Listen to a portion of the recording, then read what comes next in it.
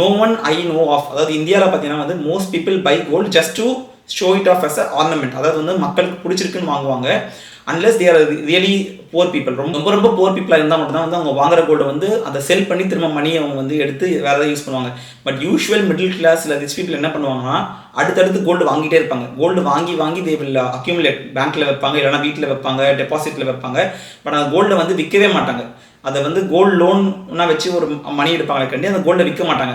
அப்படியே இது பண்ணாலும் மிஞ்சி பணம் என்ன பண்ணுவாங்கன்னா வந்து கோல்டை வந்து மாற்றுவாங்க. இன்றைக்கி வந்து கோல்டை வந்து ஒரு செயினாக வாங்கினாங்கன்னா நாளைக்கு வந்து ஒரு நெக்லஸாக மாறும், இல்லைனா வந்து அது ஒரு வேற ஒரு ஜுவல்லாக மாறும். ஸோ இப்படி வந்து கோல்டு வந்து அடுத்தடுத்து எக்ஸ்சேஞ்ச் பண்ணி வேற ஒரு ஃபார்மாக மாறுமே கண்டி gold will never go out of the family. So gold வந்து மோர் ஆஃப் அக்யூமுலேஷன் ஃபேஸில் தான் இருக்குது இந்தியாவில் பார்த்தீங்கன்னா வந்து.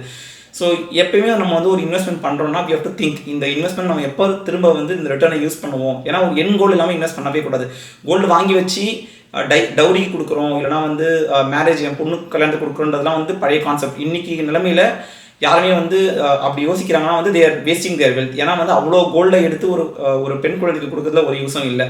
ஸோ சொசைட்டியும் மாறிட்டே வருது. So people should step away from gold. ஏன்னா கோல்டு நீங்கள் எவ்வளோ வாங்குறீங்களோ அந்த டவுரி சிஸ்டம் இல்லை வந்து அந்த டாட்டர்ஸ்க்கு நீங்கள் கொடுக்க வேண்டிய அந்த விஷயங்கள்லாம் அதிகமாகிட்டே தான் போகும். ஸோ கோல்டை வந்து வாங்குறத நீங்களும் அவாய்ட் பண்ணுங்கள். ஏன்னா வந்து society has created impression that gold is a safe asset.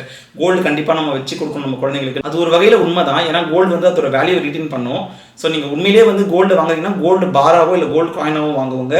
அதை வந்து தயவு செஞ்சு டவுரியாக கொடுக்காதீங்க உங்கள் டாட்டர்ஸ்க்கெல்லாம்.